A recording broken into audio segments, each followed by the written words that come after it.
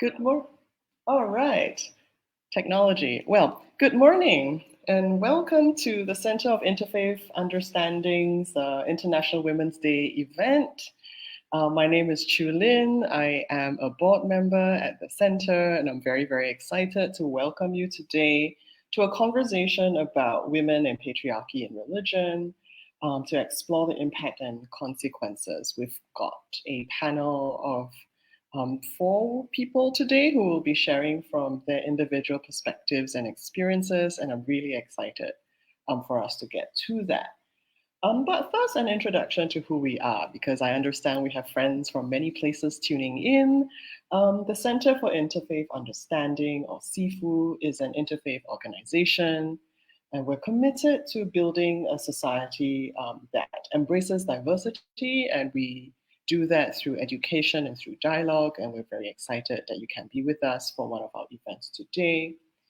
And the International Women's Day is a really important day to celebrate women's contributions to society, to raise awareness about the fight for gender parity, and to inspire support for organizations that help women globally.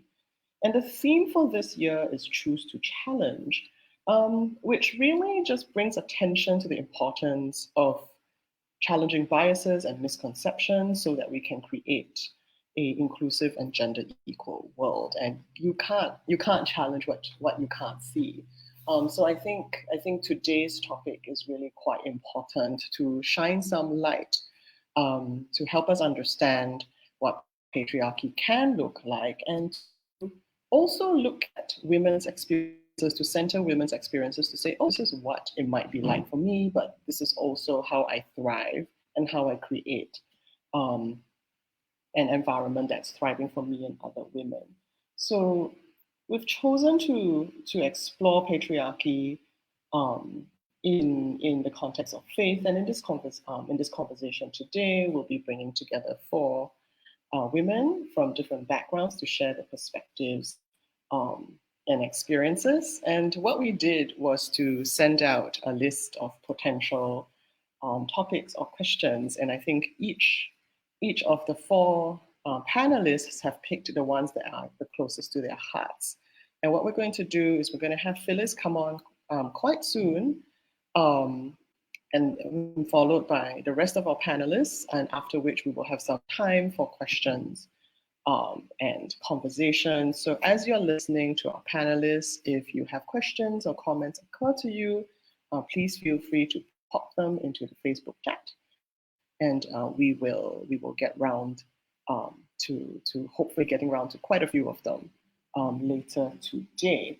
So I'm just going to take a breather and introduce our very first panelist for today, Phyllis, who will be presenting a framework that might be able to help us understand patriarchy in religion. So Phyllis, or Dr. Phyllis Chu, is a past president for the Association of Women for Action and Research, AWARE, and she was also past president of the University Women's Association of Singapore, amongst the many, many other things that she's done in her very, very busy personal and professional life. She has published internationally in the fields of gender, comparative religion, and linguistics. And she's on the International Advisory Board of Gendering Asia, a book series by the Nordic Institute on Gender Studies from the University of Copenhagen. So she's going to get us started with a framework to help us understand the topic on the table today. All yours, Phyllis. Okay, thank you, Chulin. Right, so what I'm going to do is to start by giving you some definitions. Our topic today is women and patriarchy in religion. Okay, so I got to define these three terms before we begin. The first one is patriarchy, a very, very big word. What does it mean? It's actually a social ordering is a hierarchical order, is a kind of a social construction. It means that somebody is placed higher than somebody else. So patriarchy means men are usually placed higher than women. Okay, they are supposed to be the active force. Women supposed to be the passive force. They're supposed to be superior. Women supposed to be inferior. They're supposed to be higher. Women supposed to be lower. Okay, so that's generally patriarchy system. Now, another thing to note about patriarchy is that it's invisible. It's invisible. So when something is invisible, we call it an ideology. All right. That means it's all around us. It's not just in religion. It's in science. It's in the government. It's in family. It's in society. It's common sense.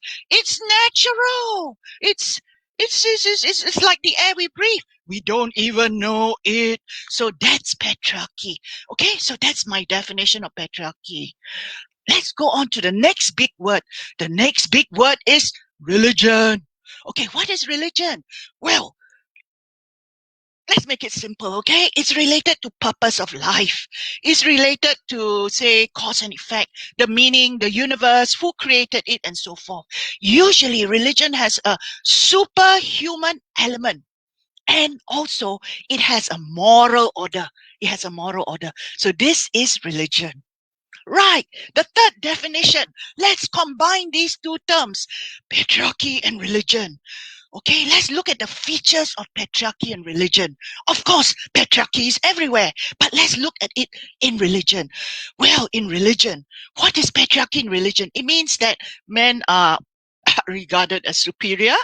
God, whom, well, is usually male, okay, is usually male. The scripture, well, is usually interpreted by males. The leadership, well, there are some leaders who are women, but the higher leadership, the glass ceiling, those on top are usually men. They're usually male. So this is patriarchy in religion. These are the features. All right. So I've defined all the key terms: patriarchy, women, and in religion. Okay, so now let's begin. Now, you know that in the 20th century, what was the greatest social revolution? The greatest social revolution in the 20th century was the emancipation of women. Wow! Isn't that great? We are already in the 21st century. So what I did was that I went to the UN SD. What is UNSD? That's the United Nations Statistics Department. I wanted to see how much we've progressed. After all, the last 100 years was a century of women. Women came out. Right? So let me now look at my notes. Okay? Okay, what did my notes say? Let me just quickly read out UNSD. By the way, I'm so sorry I couldn't get for you the 2020 or 21 statistics. I only got for you 2017, but never mind. 2017, not much has changed. Let's look at the report card for the UNSD Statistics of Gender Equality. Number one in three women, that's one third, experience violence in our patriarchal society. Hey, this is UNSD Statistics, 2017. 39,000 underage girls every day, not every year, every day, 39,000 girls are forced into marriage, or they are underage when they are married. There is a rape in the United States. The rest of the world, we were not able to find the statistics, but in the United States, the rape is 6.1. Okay, one rape every 6.1 minutes, one rape. Okay, there are estimated 200 million women subjected to female genital mutilation. Wow, 200 million, so much. 5,000 women murdered every year, 5,000 women murdered in honor killings. Honor killings. All right, and then for every dollar that women earn, for every dollar that men earn, women earn 71 cents. Not too bad, okay? There's lots of progress in 100 years, I must say. They used to earn like less than 10 cents. So, well, 70 cents, fantastic. Of the CEO, of the top 500 corporations, only 4% are CEO. Okay, for the top 500 corporation. For major peace treaties, only 4% of signatories are women. So, unfortunately, women don't take part in peace. Of chief mediators, of which we should be good because, we have 5 or 6 children to look after, but we are only 2.4% for mediation, okay, in the international arena. And we are only 9% for negotiators, all right? And for parliamentarians, wow, we make a lot of progress, Parliamentarians in the last 100 years from 0 to 22%, not bad, huh? The century of women, we've achieved 22%. And not bad. From 0% 100 years ago, we are now 90%. 19, not 90, 19% for head of states and government. So, my dear friends, that's the US United Nations statistics. So now let me go to the last part of my presentation. I know that I'm only given 12 minutes. Okay, the last part of my presentations is that I'm going to tell you something from my faith. Okay, because this is an interfaith conference, and by the way, dear friends, I am a member of the Baha'i faith, which is a very young religion. It's about 170 years old. Okay, so what I'm going to do is that I'm going to introduce you to 4 women from the Baha'i faith, and then I will relate it to interfaith. Okay, and that's the last part of my talk. Okay, my dear friends, I want to introduce you to the first believer of the Baha'i dispensation. And this happened in 1844. That's when our faith started, okay? Her name was Khadijah Bagun. She was the wife, of the Prophet Bab, Ali Muhammad, and she was the first to believe in him. And when she heard his revelation, she immediately prostrated and said, "You are the manifestation of God for this age." So that's the first woman I want to introduce you to. Hey guys, that's nothing new. Coincidentally, there was also another first believer who also had the same name, Khadijah. Of course, the wife of the Prophet Muhammad, right? She was his first believer when nobody believed in him. Who was the first believer? It was Khadijah. She was a rich merchant, and when she heard the revelation from her husband, she says, "I believe." And this was a time when nobody else believed. Now, it's very difficult to be the first. You need a lot of courage. You need a lot of foresight. You need a lot of insight. Who has the greatest moral courage? Women. Now, let's go and introduce you to a second Baha'i woman. All right, now let's introduce you to the first woman disciple of the Baha'i dispensation, and that's Tahirih. This was in 1840s. Poor Tahirih was one of the disciples. There was 19 disciples, and she was the first woman disciple. And of course, this is going to be very, very dangerous. So she was murdered. We call it martyr. She was murdered by her husband as well as her father, who felt that, wow, this is terrible. We can't have a daughter believing in a new religion, or someone who proclaimed himself, to be a prophet and so forth. So she was killed. She was in a way martyred. But was she the first? Of course not. She wasn't the first. Let's look at Asiya. Do you remember Asiya? Asiya was, adopted Moses. She was Moses' adopted mother. She was Moses' first woman disciple. All right, when nobody else believed in Moses, she, as the adopted mother, went against the Pharaoh and went against her husband. And of course, if you read about Asiya, okay, Moses' first woman disciple, she was also martyred, just like Tahirih. Let's go to another woman, okay? We already told you about the first believer. We've told you about the first woman disciple. Now let's go about the first head of state. Oh, you like that, right? Head of state. Wow. Is there a head of state? Yes. There is a Baha'i woman who was head of state. She's Queen Marie of Romania. She was queen in the 1920s, 1930s. Her husband was the king. Her son was the king. All right. She was called Queen Marie. And she was a granddaughter of Queen Victoria, and she openly, publicly announced herself as a Baha'i. Now, this needs a lot of courage. Most Baha'is or believers of new religion usually hide in the closet. We're afraid to be called a follower of this new religion. Followers of new religion usually they have to meet a lot of criticism, a lot of scorn, a lot of skepticism. But Queen Marie publicly announced herself as a Baha'i. All right. This was royalty, no head of state. Was she the first? Of course not. She was not the first.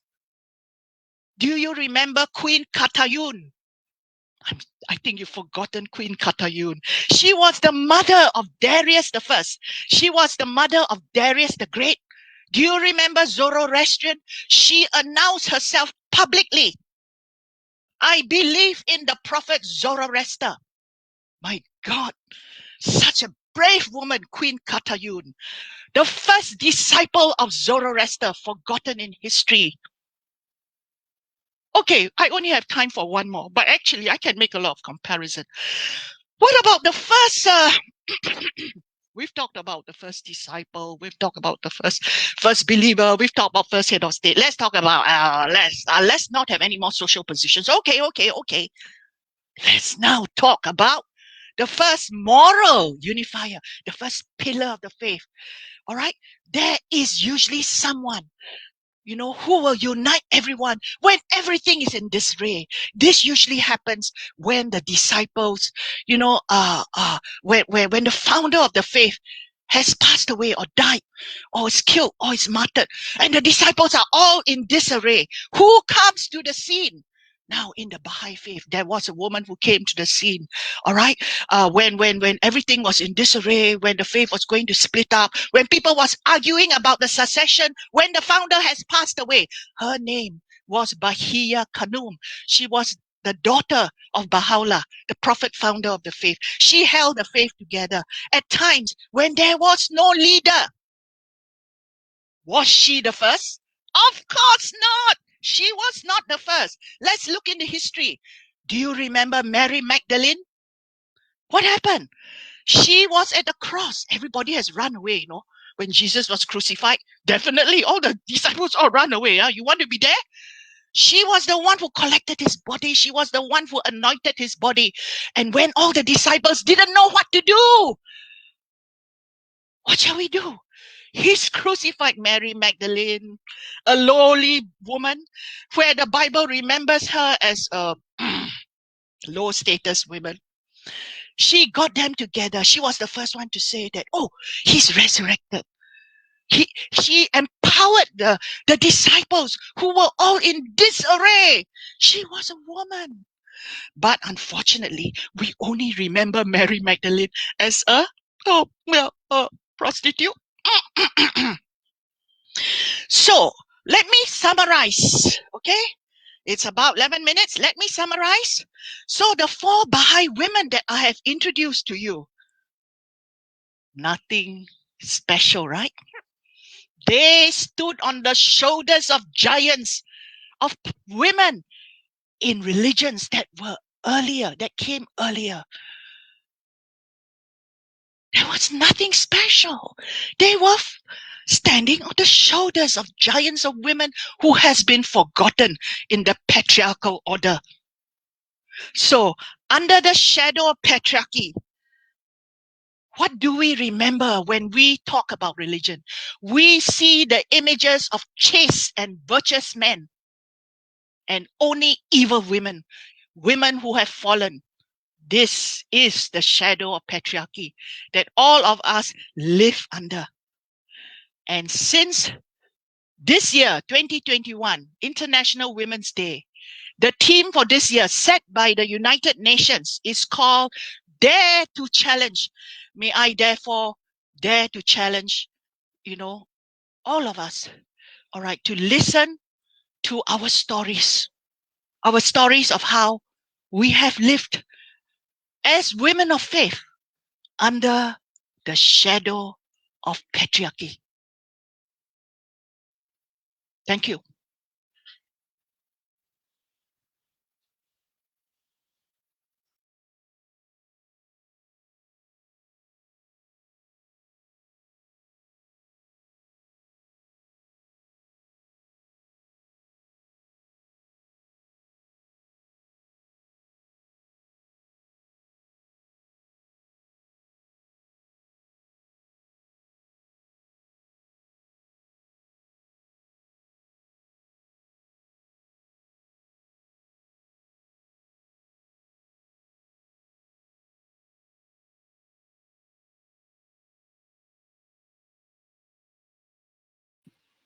All right.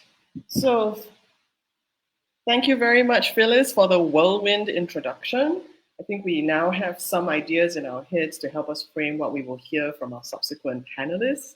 I think one of the things that I've taken from just that first sharing is to understand, to use the lens of ideology as something invisible and natural, to question and to challenge what I actually see. Is this natural, or is this something that is changeable? So I'm just going to pass the time on now to our next panelist, Lina Salim. I love how international and how much travel we are getting to do this morning thanks to technology. Lina is a interfaith activist and a religious teacher from Singapore. She's currently not in Singapore. I will leave her to say that later. She's a graduate of comparative religion and Usuluddin from the International Islamic University of Malaysia. And following her passion for communication and peace building, she's been active in promoting religious and racial harmony through her involvement as a docent with a local interfaith center, Harmony Center, and various other projects locally and elsewhere. She is a religious teacher in Singapore and currently teaching in a local mosque. This is her second meeting of this morning. Amazing, amazing. She works mainly with children and youth. She's given talks on Islam and interfaith relations in various schools and places of worship. And Lina believes in fusing both of her roles together and has been using her platform as a religious teacher to promote interfaith dialogue within the local Asatiza community, the community of religious teachers. And this has been realized by the training that she has delivered to staff of local mosques in interfaith relations and dialogue. And so we're really, really happy to have you share with us today this morning. Okay, hi everyone. My name is Lina and I am coming from Malaysia. I'm actually in Johor Bahru. Stuck here because of COVID, but nonetheless, Alhamdulillah, I am able to still participate in this event. Okay, so when we talk about patriarchy in religion, and in particular Islam, seems like a very dangerous water to meddle in.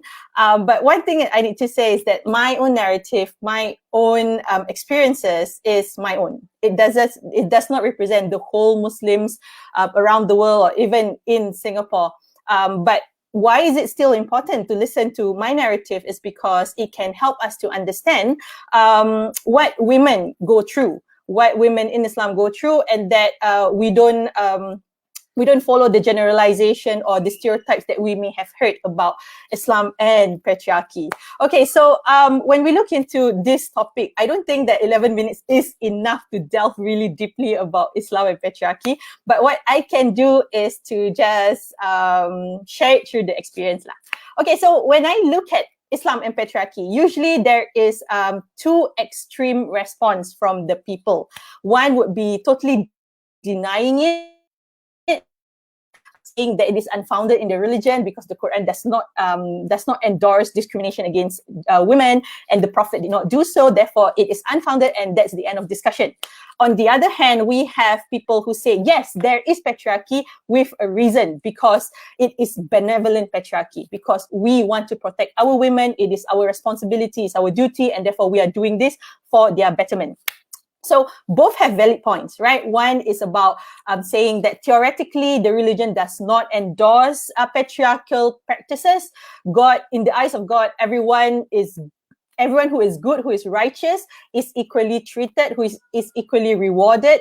God does not differentiate between classes, different races, what more between genders. And the Prophet, Rasulullah sallallahu alaihi wasallam, or peace be upon him, Prophet Muhammad is the walking Quran. And so his action, the way he treats women in his life, the way he taught the men in his community about treating their women is an example, a good example to, dispel all this negative contradiction about, Islam and patriarchy and discrimination against women. So that is good, right? You acknowledge that there are that these things are real, but by saying that it is unfounded, therefore it's the end of discussion. You are actually not giving voices to women in reality, because although theory-wise, yes, sounds very nice, but reality is not as nice. You see, there are so many cases of abuse, of discrimination in many communities around the world, in many Muslim communities around the world. And it can go extreme as like doing honor killings, female genital mutilations, and infanticide, female infanticides, and so on. So there is a flaw in the way they are in their statement or in their stance. Now we look at the other extreme where it says it is benevolent patriarchy. Benevolent patriarchy basically means that patriarchy serves a point, and it is to protect women. But the question that we have to ask, is it a zero-sum argument? Is it that because you get to enjoy your rights as a leader, right, that you take away the rights of those under you? Is it by protecting them, you are silencing them? Is it by protecting them, you are forcing them to do things that only you see to be right? And so we have to look at what exactly are we protecting, how exactly we are protecting. Protecting our loved one is a natural human feeling, right? We want to do that. But it becomes an issue when the protection does not produce the outcome that it wants, right? So instead of you protecting women, you are actually exposing women to all the vulnerabilities of the world. And so this can give you like a very negative outlook, like, okay, actually, not much, like no faith in humanity, you know, when you hear all of these issues. But moving forward, I think we have to focus on supplementing what is missing in these statements or in these stances. If we believe that it is unfounded, then let us learn how to address the realities and try to contextualize what is written in the text and what is happening on the ground. Try to find a reason, try to find the root cause to it. And when we silence women, when we say it doesn't exist, it is not addressing the root cause. It is just putting things under the table, making Islam look all nice and flowery, but actually the community is not as that. And on the other hand, if we want to protect, then again, how and why do we want to protect? So I would just like to share a bit about my experiences being a Muslim woman in Singapore. So I grew up here. I would say that there are 3 stages in my life that I could share about being someone of the female gender, as a daughter, as a wife, and also as a mother. So when I was young, not much differences that I can see. I am in fact the youngest of the 3 siblings and the only woman and the only daughter. So I was pampered very much when I was growing up. But things started to change when I reached puberty, when I got my menstruation. Although implicitly placed upon me, I began to understand that, you know, girls have to grow up quickly. We became women fast. Suddenly we have to wear the tudung. We have to take care of how we act and how we treat each other with the different genders and so on. But boys can always remain as boys. And so this has repercussion when the child grow up with the idea of marriage then. So in the community, there's a lot of pressure to marry off the girls early. Why? Because it's hard to take care of girls, because girls can be victims of assaults and abuse, and therefore by getting them married, their husbands can take care of them, and so on, and to protect them from being loose. Which is what I hear even within my family members and even within my relative. But then I began to question, you know, but what about the men? I mean, if we are talking about, you know, unwanted pregnancy among teenagers, why is it that it's always the women who bear the brunt? The one who got them pregnant are men too. You know, it takes 2 hands to clap. So why is it that we are being forced into marriage, but boys are not being placed the same kind of pressure? Because from the beginning, we are treated differently. And that is normal for many people, and people don't see that this is actually a patriarchal action. And then when we enter marriage, the idea that our husband bears the sin that we do, which is unfounded in Islam, but unfortunately it is a common understanding that our fathers bear the sin that we do, and therefore when we get married, it is passed to our husband. And this then gives this idea that there's structured gender roles. I have to do this, you have to do that. There's no compromise, and men have all the rights to sexual pleasure, to all the treatments that the wife have to do, but the wife has no say. The wife can be beaten if she is insolent, if she doesn't want to listen, and all of this narrative we hear in reality in the ground.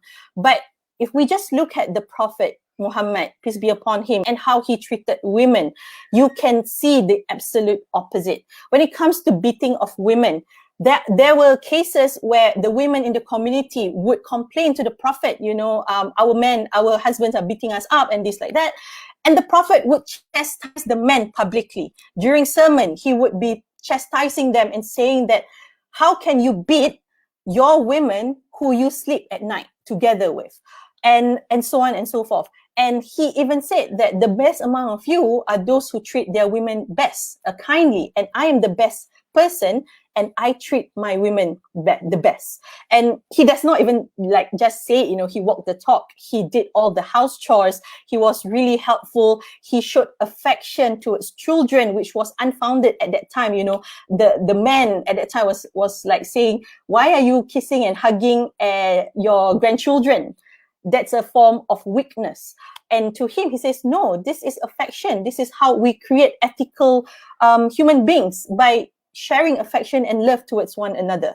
And then one thing that people forget is about negotiation and about compromise, which is the essence of the marriage. And with that, you can actually eradicate all the inequalities when you are able to meet and you are able to negotiate with your partner. But it becomes a problem when your partner doesn't want to talk and doesn't want to communicate.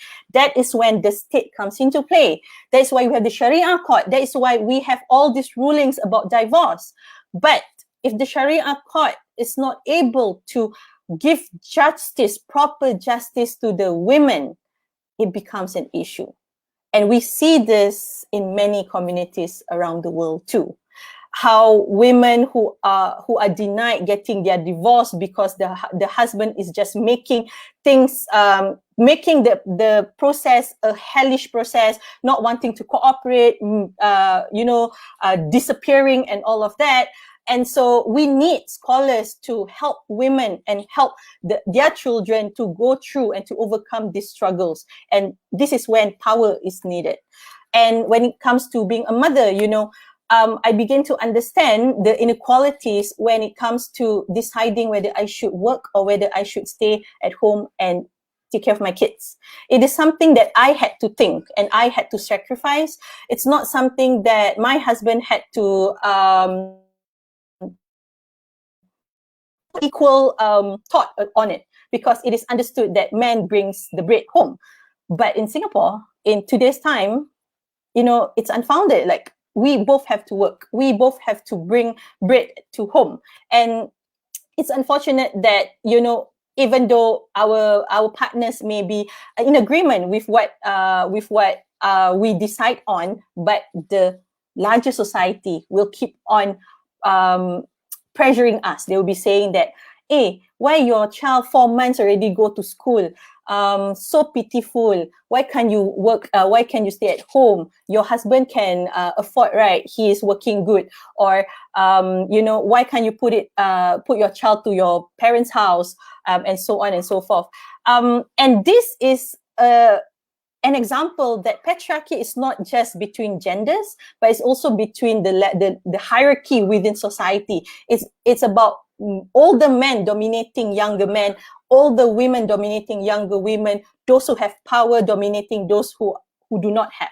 And so we see this perpetuated over and over. And it's hard for us to break out if we do not realize that, you know, there are all problems in this. Like, for example, if we talk about religion per se, what is the status of women in Islam? I've given you all this sort of theories about, yes, we are equal and so and so. When it comes to religious scholarship in Singapore, unfortunately, asatiza, or the religious teachers among men and women are given equal platform. In fact, in religious schools, until today, in my university, a religious university, we see more women than men as students. Not to delve into what is the reason, but to show that, you know, the society is evolving into giving equal opportunities to women to not only get education, but also to be religiously educated and to become religious leaders in the future. But still, we do still face setbacks and also struggles in putting our credibility in equal standard as the men. Can we be as equal as the men at the upper offices? When we deliver classes, religious classes, can men also listen to us?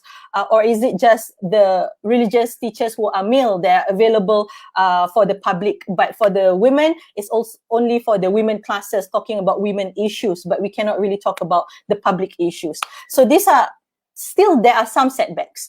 We have achieved a lot in the turn of the century. We have scholars, contemporary scholars, and also traditional scholars who have ideas that are revolutionary in terms of gender equality or gender equity, as some people might want to agree on. But we need more. We acknowledge that it's happening, the change is happening, but we need more support, and especially we need more allies from male themselves, because we don't want to be heard as angry feminist liberal women. You know, we want to fight for our cause with the men with us, to show that, you know, there is credibility in the message that we want to send to the public about our experiences and the grievances that we felt. Okay, do I still have more time, or I'm not sure what's the timing? Chulin? So I would say, do you have one last thing you want to tell us before the Q&A? Otherwise, okay, we will let you take a break. Okay, so I guess to round it all up, I would say that it is not, it is a continuous battle. Does not mean that it is unfounded in the religious teaching. It does not exist. So we still have to acknowledge that it exists, and we have to rack our brains into helping these victims and awareness to the public about women and their rights. Thank you. All right. So thank you very much, Lina. I wanted to just highlight two things that two out of the many things that I've learned from Lina sharing. One is about the importance of centering experience, because text can say a lot of things, tradition can say a lot of things, but here is one live human person now, and let's take the time to listen and to say, is this justice and is this not? And the second thing that's given me a lot of food for thought from Lina is about how, when we talk about patriarchy and we talk about the flows of power, very often it is the women who have less power, but men also suffer in a patriarchal system. I mean, what does it feel like to be laughed at for wanting to hug your children, right? So then it really is a challenge that we have to take on together, because that equality will make all of our lives a little more fulfilling and a little better. All right, so I'm now going to introduce our next panelist, Priya Jayagopal. And Priya was born in India and moved to Singapore with her family in 1996. She graduated from NUS with a degree in the life sciences, and then she switched her field of study and pursued a master's in professional accounting in Sydney. So she's traveled quite a lot for work and for life. And in addition to her professional pursuits in Singapore, she also teaches accounting to students from the Sri Ramakrishna Mission in Chennai in preparation for their chartered accountancy exams. And as a teenager, Priya became very inquisitive about the existence of God. And as part of this curiosity, she began to volunteer at the Hindu Center in 2010. And she's undertaken the diploma in Hinduism studies that the volunteer teachers can take. And she's been a really active volunteer, both at the Hindu Center and the Hindu Hub. She is inspired by the teachings of Swami Vivekananda, as well as by her years of training that she acquired from her teachers at the Hindu Center. And we're really, really pleased that she's able to join us today. All right, all yours, Priya. Can you hear me, Chulin? Okay, I hope I am audible. Thank you very much for introducing me and giving me this opportunity to share my experiences. First of all, a really enthusiastic beginning for the day by Dr. Phyllis Chu and Lina Salim. Their speech, their talk was really interesting. And first of all, very happy International Women's Day to all of you. As I said in the introduction, in my teenage years I questioned the existence of God, and because I had a very different outlook, and I'm a very avid reader, so I started to think about why is there a lot of inequality, especially in along the themes of patriarchy. A lot of unequal treatment of women is happening in Hinduism. So I had a very skeptical mind, and I wanted to find out more about it. And that is where my journey led to Hindu Center in Singapore. And I'm very fortunate to have met my teachers in Hindu Center too. And from there, I started to learn more and more about Hinduism and the concept of a goddess worship in Hinduism, and the status of women in Hinduism. So I want to share some things based on my personal experience, and also my views on how this issue of patriarchy in Hinduism, patriarchy in religion in general, can be tackled. So there was this one instance when I went to a temple in Singapore. It is the Lord Shiva temple in Geylang. It was a I think you must know who Lord Shiva is. He's one of the gods of the Trinity. There is a goddess of creation, a god for creation, a god for protection, and a god for destruction. So Lord Shiva is the god representing the destructive force. So he's a very powerful god, and my family is a follower, is a devotee of Lord Shiva. So when I visited this temple, it was almost closing time. So they already closed the main sanctum. And I was a bit disappointed, but I went on to do my rounds, and I started to, offer prayers to the goddess Parvati. She is the consort or the wife of Lord Shiva. So the priest there told me that as long as you are praying to the goddess, it is similar or akin to praying to Lord Shiva, which is pretty much the concept of God in Hinduism. When you pray to one God, you're praying to that one form of God, but that form represents the pervading God, the concept of God. So of course, it is praying to one God is akin to praying to all the gods, but in this case, it is very special. Why? Because Lord Shiva and Goddess Parvati are husband and wife relationship. So there is this thing that when you pray to Lord Shiva, it is akin to praying to the goddess, and when you pray to the goddess, it is akin to praying to Lord Shiva. So that really impacted me, and I wanted to find out more. So in Hinduism, there is a form of God depicted by Lord Shiva, and that form is called the Ardhanarishvara form, which is half Lord Shiva and half Goddess Parvati, seen together as one.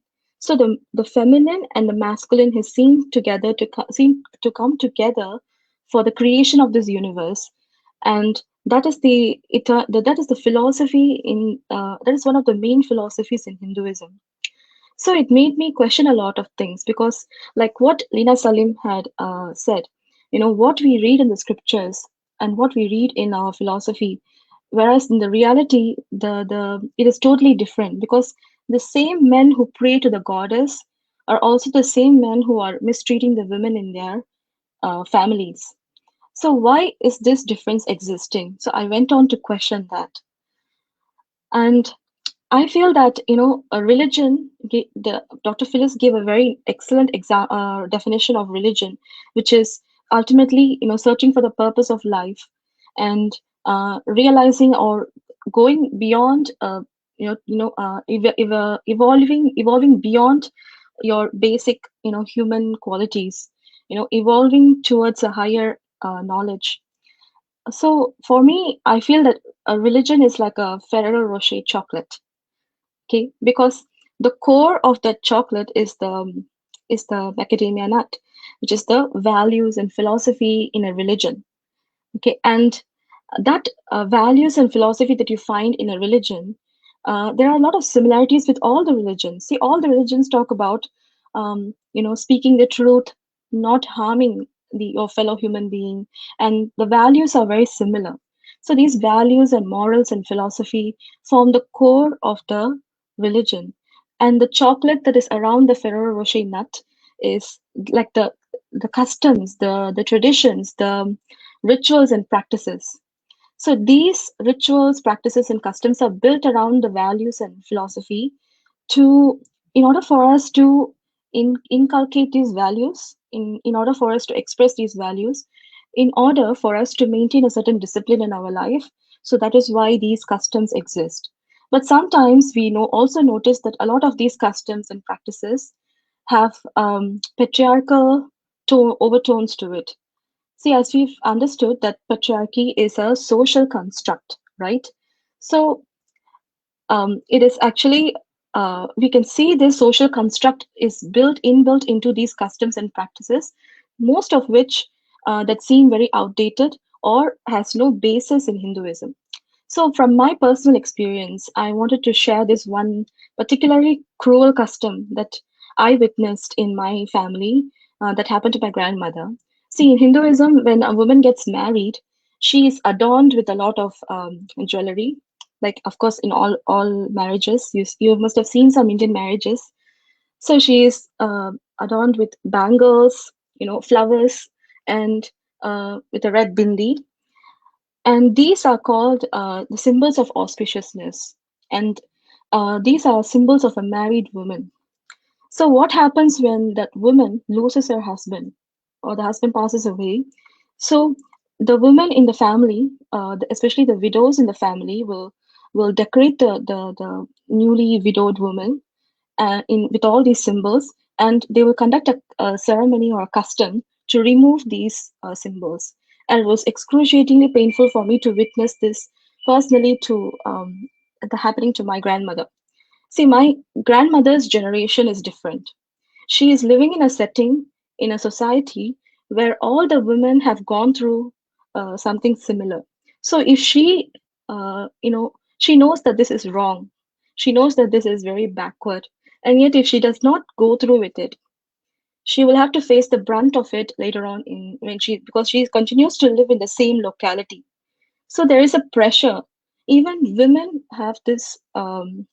Women are participators of patriarchal traditions. So, what happened is, I'm very thankful that this particular custom has been shunned by a lot of my family members, and to a lot of women I've personally known do not follow this kind of traditions anymore. Because as a society, when we evolve, when we get more educated, and when we are raised to our awareness, is when we start to question our customs and everything, we realize that some of them have no basis at all, and so we want to transcend these customs and traditions and focus our focus should be on the values and the philosophy of the religion. What are the values teaching us? It is teaching us that a man and a woman are there to are there to stay side by side and come together to contribute to the society together. They are there to come together and share the responsibilities of the household. So that is what our values are teaching us. So in the Vedic period, in the period about 5,000 years ago, women in Hinduism had a very equal status to men. They were independent and they pursued knowledge. They pursued education. They had a choice of who to choose as their spouse. And there was this kind of a society that was very evolved. And later on, with time, the status of women declined. And right now, we are trying to revive back this status that women had originally. So I feel that education and as long as the society values education and the pursuit of knowledge, that is when men and women can be equal partners in life in the society. And as mentioned by Lena and reiterated by Chulin, patriarchy is also harmful for men because see, men are told not to cry in public or not to express any emotions.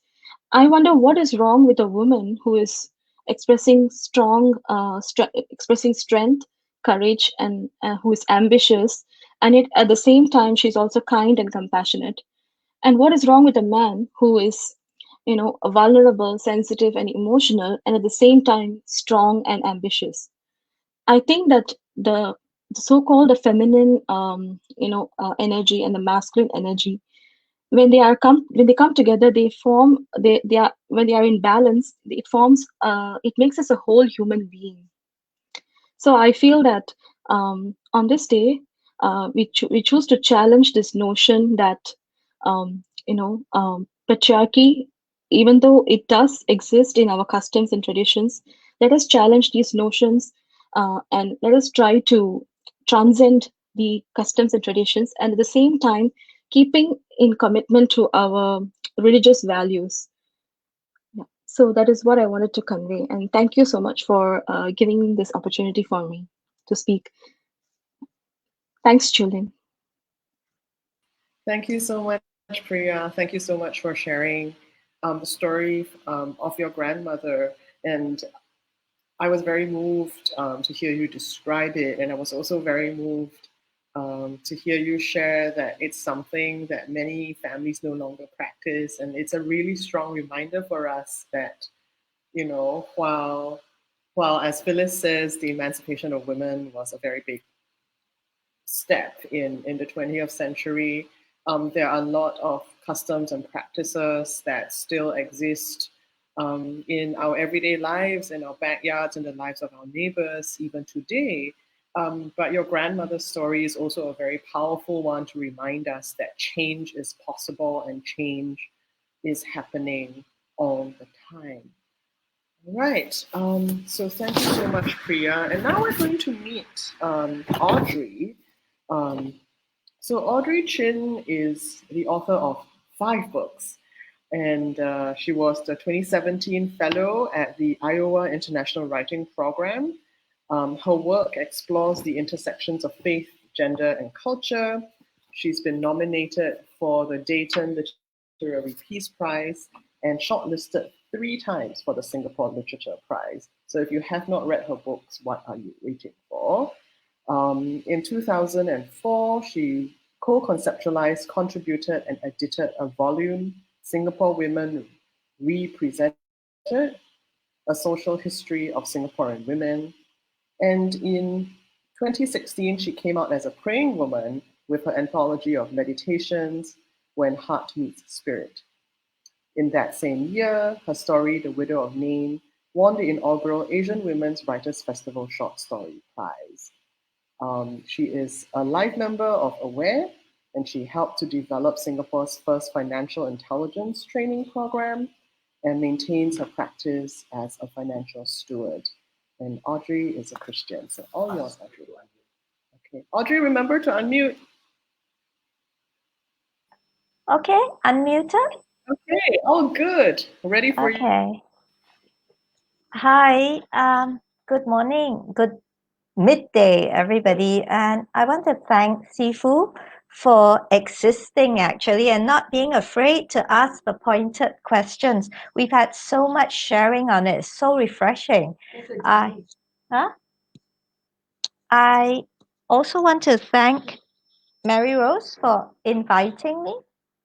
And even though I'm neither a theologian or a sociologist, and all that writing stuff is actually quite irrelevant. All I'm offering today is my personal experience as a woman, a professed Christian, a practicing Catholic, and a feminist. An experience that consists of a 50-year-long effort to meld all these conflicting and contradictory pieces of myself into a whole that's more than its parts, a vessel that will hold everything together and hopefully from which something grows. It is and will always be a work in progress. I had discarded shards that didn't fit together, like those Japanese pottery that's made from broken pieces. So I discarded shards that didn't fit, trimmed awkward corners and smooth rough edges. And I thought, okay lah, just before this panel opportunity, that I'd piece together what I thought was a pretty attractive vessel. See? Quite nice, right? But when Sifu confronted me with the title for this panel discussion, I couldn't help remembering all those ugly shards and awkward corners I'd gotten rid of, all those inconvenient facts about how patriarchal, even misogynistic the Roman Catholic Church and its clergy are, how Christianity's main text, the Bible, hardly mentions women, and when it does, it either demonizes them as temptresses and whores or idealizes them as submissive servants. I remembered how core doctrines about women's roles continue to hamper women's quest for equality at home and in society. And most insidiously, how those doctrines say women must accept it all, everything that the male creator God metes out to them, because it was all Eve's fault. And there's no help for it but to believe and rely on a male savior sent by that same male creator God. I guess you could say, with questions like that, I had to ask myself, why am I professing what I profess, not protest, see, Freudian slip. Why am I professing what I profess and practicing what I practice? The answer should be obvious. No, forget it. And yet here I am, Christian woman, Catholic feminist. Why? According to Nicholas Wade, who is the New York Times science reporter and author of the Faith Instinct, It's Bred into Me. Religion, he writes, creates social solidarity through shared gods and beliefs, thus allowing groups who are not related to each other by family to be emotionally committed to each other and to a common vision of how their society operates. From an evolutionary perspective, such religiously connected societies are more likely to prosper than those with fewer shared values, and hence will form a greater part of the global population. In Wade's book, My Being the Child of Deeply Religious Forebears and a relatively successful member of a society that values cohesiveness and community over individualism, suggests I'm already genetically predisposed to the faith instinct. I can't help being religious, and I won't want to rock the boat. That's what Wade is saying. I am what I am and do what I do because of genetic determination. Suck it up. So there. I think Wade's only got part of the story. The first part of the Merriam-Webster dictionary's definition of the word religion says, religion is a social cultural system of designated behaviors and practices, moral worldviews, texts, sanctified places, prophecies, ethics, or organizations. But that's not the end of it. It also says, for it to be a religion, the system must relate humanity to supernatural, transcendental, and spiritual elements. For me, it's the second part of the definition that's key. According to St. Ignatius, the word religion, the Latin word religio, comes from re, which means again, and ligare, to bind or connect. But what is it St. Augustine suggests we bind ourselves to? It can't just be a system of do's and don'ts and should believe and should not believe, which exists simply to maintain status quo competitive advantage. Not for me anyway. There is something beyond, above, out there, deep inside. There's a someone. You can call it him, her, God, if you like. But there or that, that's where religious belief and practice should lead. It's what Wade misses when he talks about religion as merely an evolutionary tool, the reality of the divine. I think that when we talk about religion, we do need to talk about the reality of the divine, the one in many or the many in one, the revelations of Islam, of the Bab. It's impossible to dismiss that reality once it's been encountered. It is really as if one has new eyes that enable one to perceive in an entirely different way, to see both the brokenness and beauty of everything as one, and to forgive and to love it all together.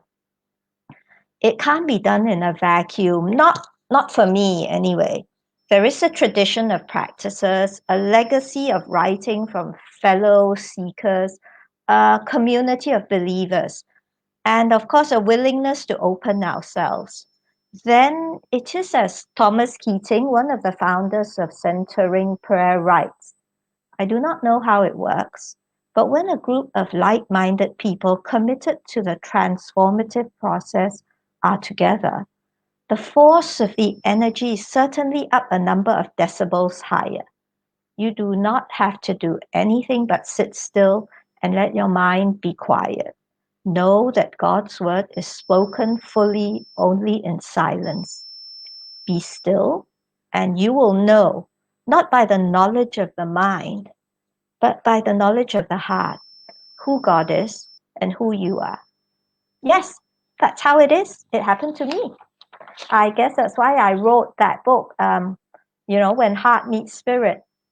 Now, it's the phrases about God being genderless that pop out at me from the Catholic Catechism.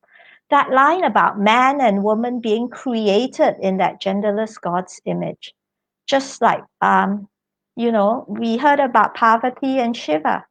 Now, what strikes me about the Bible narrative is that it's about divinity reaching down and out to humans, and divinity offered as a sacrifice, which is a really upside down story to tell if you think about it. In that era when humans could only get their God's attention with human sacrifices. Now I see that the Adam and Eve story is about choice. The fact they have to leave the garden is about growing up and accepting consequences. And that little small bit about God making clothes for them, that's the tenderness that touches me. Now, instead of grumbling about the paucity of women in the Bible, I look for women of faith directing spiritual retreats, real women of faith in the real world, campaigning against the death sentence, building centers for interfaith understanding. And I don't just mean Sifu. Setting up homeless shelters and orphanages, and teaching, there's a fantastic nun, teaching sex workers how to sneak on protection in Geylang. I let their example inspire me. When I attend services, I do remember the child abuse cases when I hear the choir boys lifting up their unbroken voices, but now I let go of my anger and allow their voices to lift me too, even as I'm praying for justice and reform within the church. I go on retreat and I let the silence of that very real force, God, the divine, he, she, it, whatever, I let that enfold me. I let that old vessel crack all the way through. I gather up all those old shards and corners I thought didn't fit. I let that force in which I live and move and have my being bring it all together again. And I come away mended. I guess maybe I'm a crackpot, broken, and I've been broken once more by Sifu's probing questions. But again, I'm made new. So thank you for allowing me to share. That's all I have to say. Thank you so much, Audrey. Yeah. So I think if I may sort of turn the spotlight back on Audrey a little, to because I think one of the last things you said was that sort of intentionality in shaping your attention, that you see the abuses of power, but you also choose to hold the beauty with it, and that you see um, the hierarchy, but you also choose to find what is nourishing to you. The seeking out of female spiritual directors, for example, and I wonder if you could share with us a little more um, what it's been like to try and find these women of inspiration to guide you directly and indirectly. And then, as Audrey is sharing, I'm going to invite the rest of our panelists to think about that as well. That if you also have examples of where you seek out, female guidance, whether it's through a deity that you feel connected to, like what Priya was talking about, or through other practices, or through women of faith in your own tradition's history, like what Phyllis shared. If you would like to share a couple of stories about that. I actually only have 3 words. It's the world resonates, and it there is something karmic about it. I mean, in the Bible it says, "Do unto others what you want done unto to yourself," which is sort of, there's a resonance. So when the student is ready, the teacher arrives, and I think for me, over all these years, I've learned that everything is the right time. My friend Mamie said, "Come to my Bible study group." And I'm going, I'm not into Bible study group. I'm all the time fighting with Bible, and I do not like St. Paul, the women submit to your husband person. But it was there that I wrote. Suddenly it's like my heart burst open. I could express all these things that Lena, so openly expressed. But it took me a long time to learn to say, I don't like St. Paul. And my heart burst open, and suddenly I was writing all this poetry, all this really spiritually inspired poetry. And it's just synchronicity upon synchronicity. Like, I met Mary Rose Guat at that Wednesday, it used to be Wednesday, the Wednesday Women's Bible group. And I think if you look intentionally, you will find, and I think all of you more committed religious scholars will see that the scriptures are actually a lot less patriarchal than we think.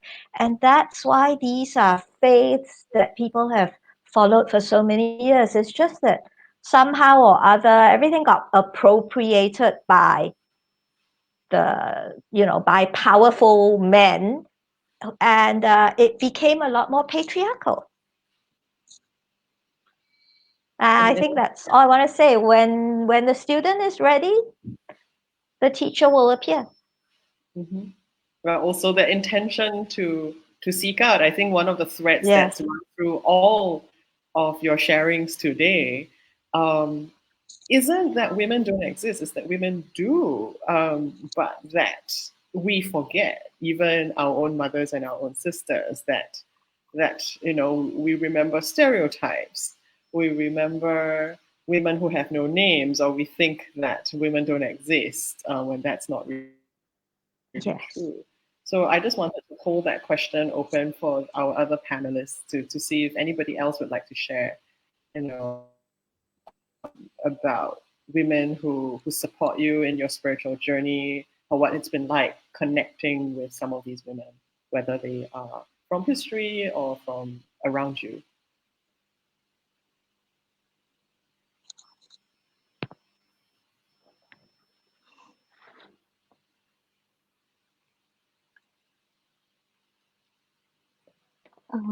Maybe I can You guys share also think? something. Yes. Okay. So, in one of the scriptures called Mahabharata, there is this character called Draupadi, and she's the main character, and she is married to five brothers. So she has five husbands. So the story behind that, I don't want to go through why that happened. There's a long story behind that, but there is one. I want to relate one incident that happened in the scripture, where a woman comes and asks Draupadi, "How is it that you being the queen, you're able to keep your husbands in control?" And she asks her a very question, a very basic question, like, "How is it that your husbands are obedient to you?" And then Draupadi answers that first gets very angry of being asked a question, because how can you suggest that I seduce my husband and make them obedient to me? No, she lists down, she gives a long list of all the things that she does in the palace, in maintaining the palace. So she will say, there are 100,000 servants in my palace, and I take care of each and every one of them, and I ensure that they're all fed every day, and all the guests who come to the house, I make sure that they're all fed, and I am the one who maintain the income and expenses of the palace. Even my husbands don't know that. So because I do all my duties, my husbands respect me, and I respect them. So the way she carries on her duty, the way she, shares the responsibilities, it inspired me, because she does that without, complaining, or, raising any issues about it. And she's very confident. She carries herself with so much confidence, and she maintains the dignity throughout the scripture. When you read her story, you will notice that there are many instances where she chastises the husband whenever the husbands are not, strong enough, or she encourages them. She compassionately takes care of them. And I think that embodiment of all these qualities of compassion, strength, and power, a woman is capable of so much more than we realize. And I think we can find all these qualities even within ourselves, if we just allow ourselves to, embrace our inner strength. And at the same time, I've met a lot of men who have said that my mother, even though who have said that my mother has influenced a lot in my life, even though the mothers are stay at home, they are homemakers. But a powerful man claiming that their mother has influenced them a lot says a lot of things. So I feel that the women's contributions are mostly invisible, whereas a man's contribution is very visible, because a woman's contribution is still there equally or more so than a man, but it is invisible. That is the issue. Now women's contributions are becoming slowly and slowly visible as well, and that is why we are noticing that women's emancipation has been happening.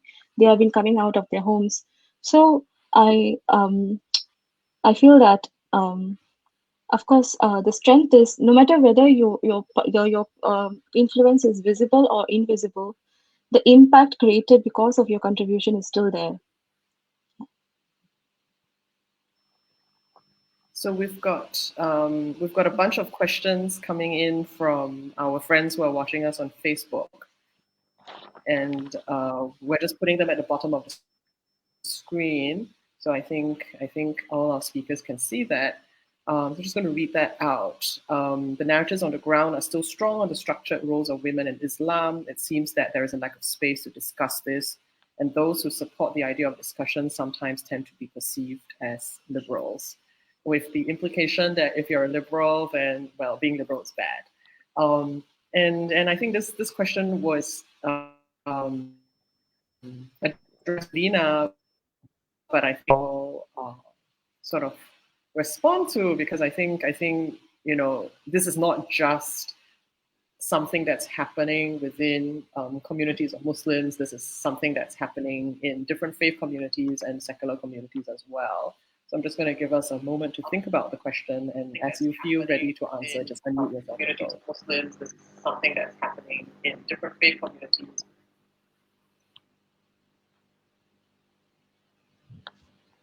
Okay, maybe I'll just address a bit about the issue. Mm-hmm. So my first react was, to to hell with the labels, like who cares what you say? Because I understand that the thing that I'm fighting for is not against the religion. It's actually something that the religion teaches us, and the fact that the religion, Islam came to uphold justice, to eradicate all this corruptions and all this discrimination and abuse, and we are doing the same thing. It doesn't sit well because you are not seeing the point. So I guess what we can do is we may need to have a variety of approaches.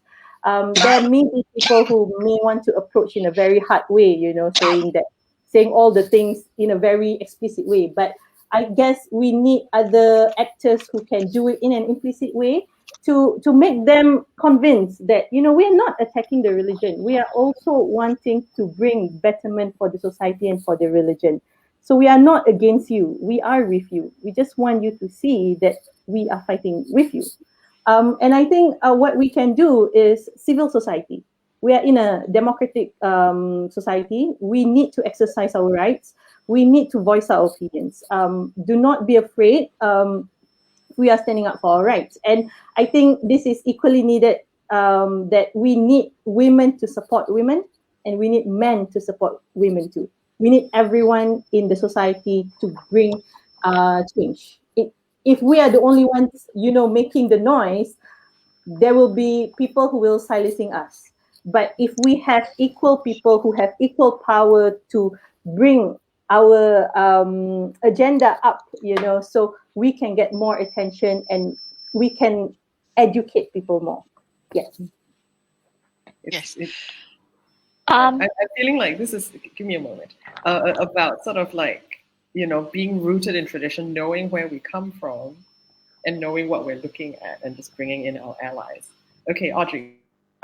I was just going to say, you could get killed. Lots, as Phyllis says, there are lots of martyrs.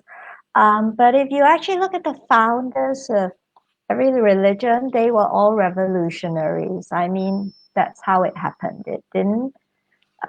While we want to create a safe space and we don't want people to become uncomfortable, so we can reach out and talk to them.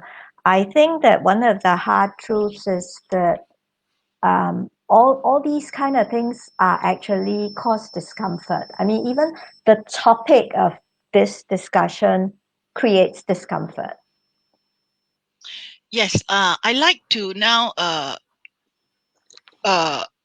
expand on Lina's, where she very wisely advocate that we should the men, and I don't know why we are all women here discussing this. Maybe the next time we'll have some men as well. I think that men must own the equality of women. They must have a stake in our equality if we are to succeed. And I would agree totally with Liana on that. I also want to say that Priya's point about in pre-Vedic days, the gods and all that, they were not gender based, like Shiva and Parvati. And I think that this is, if you look at the very, very ancient societies, religions were actually very matriarchal, and then maybe at time of agriculture, then the patriarchal society took over. Actually, the Baha'i faith has a very nice metaphor on this, so it's not very contentious in our faith, and that is that it is the metaphor of the two wings of a bird. So the bird is humanity, and for humanity to reach its pinnacle, we need the two wings to work together. We need the two wings to fly them. So if you clip one of the wings, okay, as patriarchal society usually do, for example, they will bind the feet of the women. So if you clip the wings, then mankind or humankind will not be able to fly. The bird of humanity will not be able to fly to the summit as is its destiny. Then just one more thing, I really love Audrey's analogy of the porcelain and the sharks, and she explained how she can live in, with a broken piece of pottery, which can be very beautiful, actually. Yes. So I love that metaphor. And I just want to say that, okay, we know you can live with that, but I think we need to do something also very practical. I think we need to, make sure that education, that girls receive the same curriculum as boys, that girls have the same access to education as boys, and about a contentious narrative, as I said in the Baha'i faith, that there is no contention, because in the writings it says that if you have a son and a daughter, and if you don't have money to educate them both, just educate the girl, because the girl is the first educator. She's the mother. She's the one that can change future generations. So, so this is what I want to say. We need to have, okay, it's very good to live with a broken vase, a beautiful broken vase, but we also need to, be educated. We need to educate ourselves as well, and really do practical things. I think some of what's been coming up in this is in this conversation is that I think implicit in some of the conversation about equality is that I think there are people who believe that it's a zero-sum game, that if women own what is rightfully theirs, that the men have less. Which, as we've been saying, that's not really true. Then perhaps we can become more fully ourselves as individuals and more fully ourselves as human beings. But that's also a big idea to get around as well. So Phyllis, we have to put you on the spotlight again. There was a question about how Mary Magdalene is related to the Baha'i faith. Was that an example that you raised just as a woman of faith that is important to you, or does she have a connection to the Baha'is? Because I was the first speaker, and so I had to, give you inspiring women. That's why I couldn't answer. I gave 4 inspiring women, all right? But I wanted to say that although these 4 were from the Baha'i faith, actually they are found in all the faiths.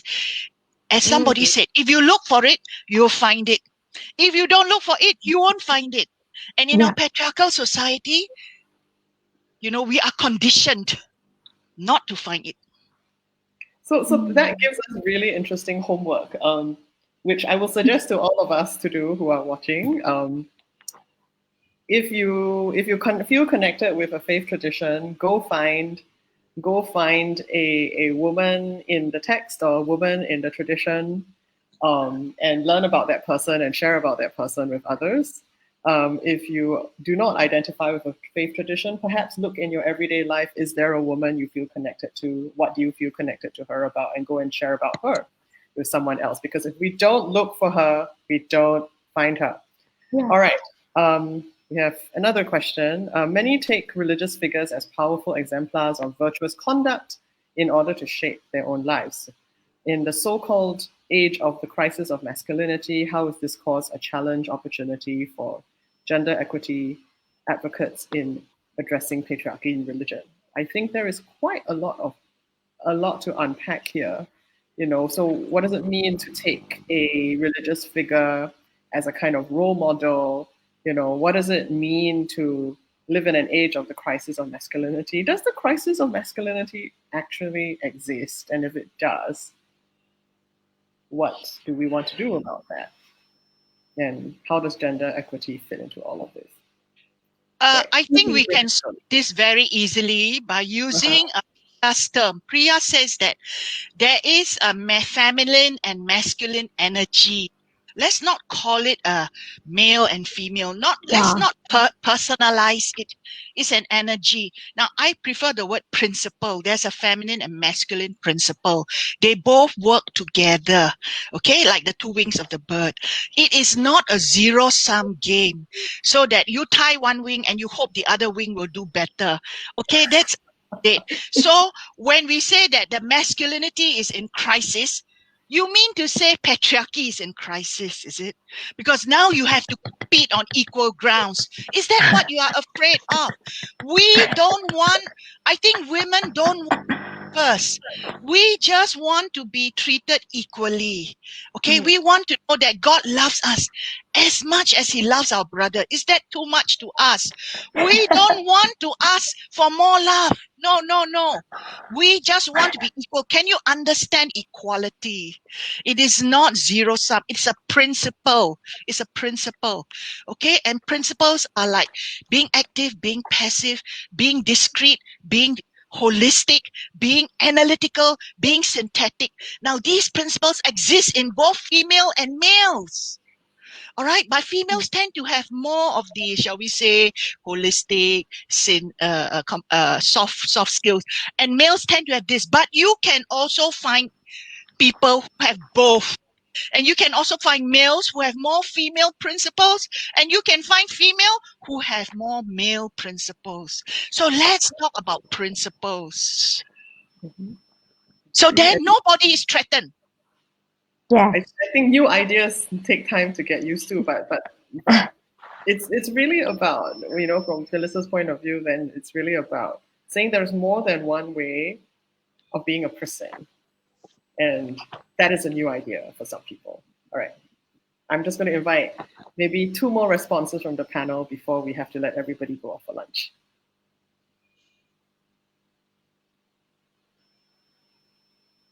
So we're going to hold that question at the bottom for a bit. I just wanted to see if anybody else wanted to respond to the earlier question, because that was quite a big one.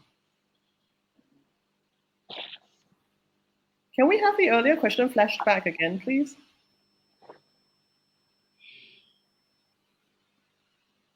There we go. So any other responses to this question? I think it's like you need common sense, right? We need to think for ourselves. That's the first. Many take religious figures as powerful exemplars of virtuous conduct in order to shape their own lives. I mean, yes, but we have to think. How is this discourse a challenge, opportunity for gender equity advocates? We exist. This discourse exists.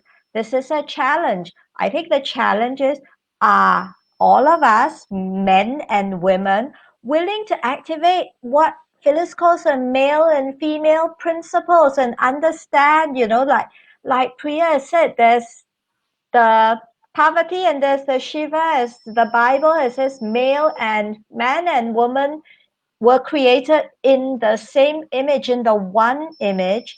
And so, and then I'm sorry, I am going to be a little bit untactful and say, this age of the crisis of masculinity, I mean, this is now not as this great, big, wise, all-encompassing mother, whatever, okay, meditator.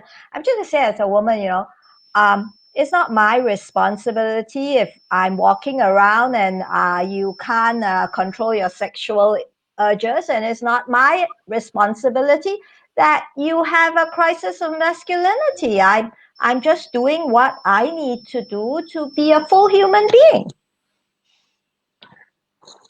And that if there are tools, out there for someone else to be a full human being, yes, we can point, but they have to pick them up themselves. Thank you so much for saying that. Any other responses to that question? I was just Google.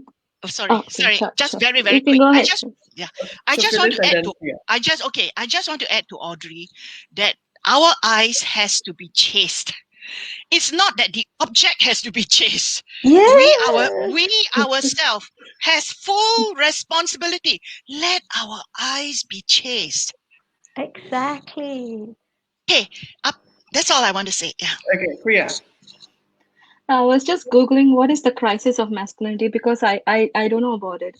So it says that this theory suggests that men today, more than ever, are confused about what it means to be a man and are progressively attempting to push beyond the rigid role prescriptions of the traditional concepts of masculinity that constrain male behavior. So this is the typical consequences of patriarchy. So for so long we have had this patriarchal society that even men are confused about their own roles in society.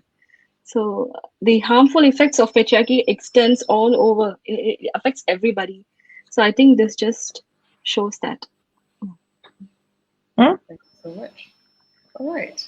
Maybe I think we can revisit this in a bit, but I think our next question is quite related as well. What are Muslim women doing to bridge theory and reality? I'm just going to scratch that and to sort of go, I think Lina can respond from her perspective as a Muslim woman, but the question of bridging theory and reality, the question of practicing, what was in the text and the realities of living in the 21st century is one that all of us can answer. So, how do we identify the principles from our faith tradition and how do we put them into practice in our everyday lives today? And anybody is welcome to start. Okay, maybe I'll start first. So I would have to say that from my own experience, it comes from questioning why things are happening. When I question, I begin to seek answers. Why does it not why does it sound so unequal? I mean, isn't God supposed to be loving? And then when I push and try to find the answers, it's proven that it's actually not God's fault. It is the people who is doing all sorts of stuff in his name or in her name. God has both quality. God does not have any gender.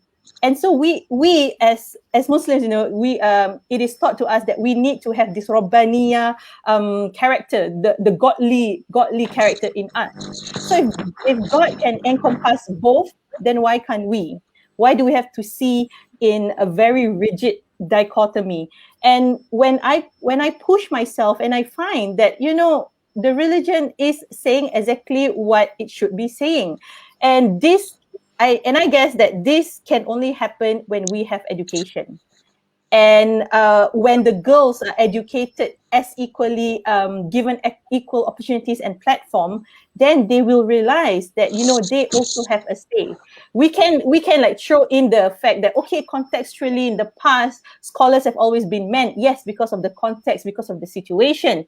But in 20 years time, in 50 years time, it's changing, and we saw it, and we saw this change with the turn of the 21st century. There are a lot more women scholars that are coming out in Islam.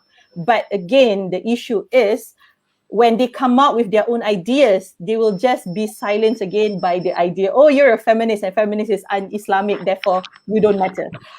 It gets on and on and on because the fight is always within us. That's why I keep on reiterating, we need everyone collectively to help us in this journey.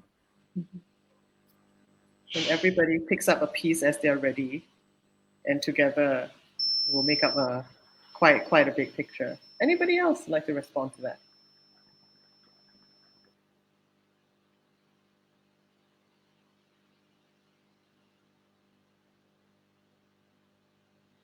I think, sorry, Yeah, Priya, go. no, I think Lena pretty much said what we want to say, because to question the faith and to have an inquisitive mind, and the point about education, so it pretty much, I think, covers for all of us. Mm-hmm. To do things that help us stay inquisitive, yeah, and then to share that with others through education. All right, we have one last question. I'm sorry, we are keeping you a little past our promised time. Where do the transgender community fit in when we talk about faith communities, when we talk about patriarchy, when we talk about expressing ourselves as fully human? They're fully human. Mm-hmm. But the organizations that are called faith communities are not. And I think, honestly, it's going to take a very long time to get them to change their mind. And for me, it's like, if I read just the four gospels of the Bible, just the four gospels, I mean, people are saying we follow Jesus, right? And if you follow Jesus and what he did, he was very revolutionary. He never said anything about, oh, you're homosexual, this is wrong, transgender, cannot come in, things like that. He was talking about social justice. He was talking about having, getting rid of laws that stop you from accessing God. He was talking about being against hypocrisy. And so the fact that this question has to be asked is a failure of our faith organizations and our human made laws. That's my non theologian, maybe possibly unsanctioned opinion. It's very practical theology, though. Okay. Yeah. I think I just like to say that what is important is actually our soul. Our soul is Yeah. the central part of our being. Yes, yes. So whether we are LGBT or how old we are or what race we are or what nationality we are, these are all physical things. All right. So the important things is your soul. You are a child of God. So we need to always address that soul. Okay. And I want to say again, the soul is gender free. Yes. Okay. Gender free. That's my opinion. Yeah. Yes. I'm going to just check in if Lena or Priya want to say something about that as well. Yeah, maybe a bit. So this is a very controversial topic among Muslims, right? Because of the fact that we have the idea that there are a dominant group that say it's a sin. So that's it. It closes everything. But the thing is, if we take this perspective that it is a sin, does sin stop you from becoming a child of God? Does sin stop you from worshiping and loving God and wanting His grace and mercy? No. Yes, if you think that it's a sin, then by all means it's between him and God. But between us, we have to support one another. If you feel that they are diverted from the right path, how are they going to come back to the right path if you don't allow them to have a space to even exist? And like they come into the mosque and you chastise them. So they're asking, okay, so should I dress as a woman or should I dress as a man? Now people are more focused on just telling them anything, you are wrong. They are not giving options. And when there are scholars, legit scholars who are giving options, they are just saying that, you are going against the religion, you are not credible enough. So what's the solution? No one wants to bring the solution. Everyone wants to just silence people.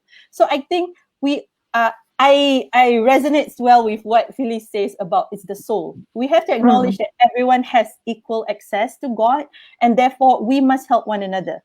If you don't feel that it's a sin, and you still want to help them, you want people to accept them as they are, then be the voice for them. And in terms of religiosity, again, it doesn't matter what forms you are. You have the right to get access to God, to connect with God. And so I don't believe that any religious organization have the right to stop that. Maybe if you want to talk about, the legal things or what, that's another issue. But when it comes to just praying in the mosque or just, being a Muslim, no one can stop you if you want to be one. Yeah. So I think, yes. I mean, Yes, Priya, come. Just wanted to add some things. There are cultural. I mean, there are scriptural references to transgenders and homosexuals in Hinduism, but I can't exactly pinpoint where are the scriptural references, but they do exist. So there is gender fluidity, and even in the Sanskrit language, there is things are defined, words are defined with gender, and there is a gender called a neuter gender that is not neither male nor female. So there is a general acceptability, but in reality, in society, people have not matured yet to be, acceptable, to accept the transgenders and homosexuals. Although they are given a special place in the scripture, they are not. In reality, the story is different. So it's again coming back to having awareness, reading our scriptures and finding out more about it. So when we have more awareness and knowledge, we will be easily able to accept everyone. So I really love the point that Dr. Phyllis mentioned about, soul is gender free, genderless, and values are applicable to everyone, regardless of who they are. So the religious values uh, are applicable to everybody, no matter who they are. Yeah. So thank you everybody for sharing your time and your experiences and your stories today. And thank you so much for the people watching us live on Facebook for sharing their questions. I wanted to round up. I saw the question and I thought, oh no, we're going to open up an entirely new conversation 10 minutes.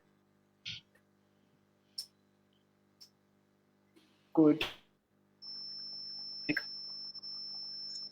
summary of talked about that tradition has a lot of good things that we have forgotten that we need to connect to, that it is difficult to practice some of these principles in our daily lives, although that does not give us an excuse to not try.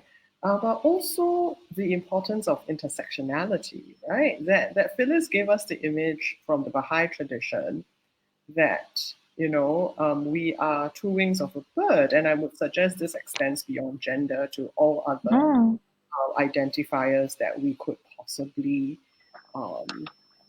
choose, and to remember that our liberation or our freedom or our thriving is dependent on the thriving of the people around us.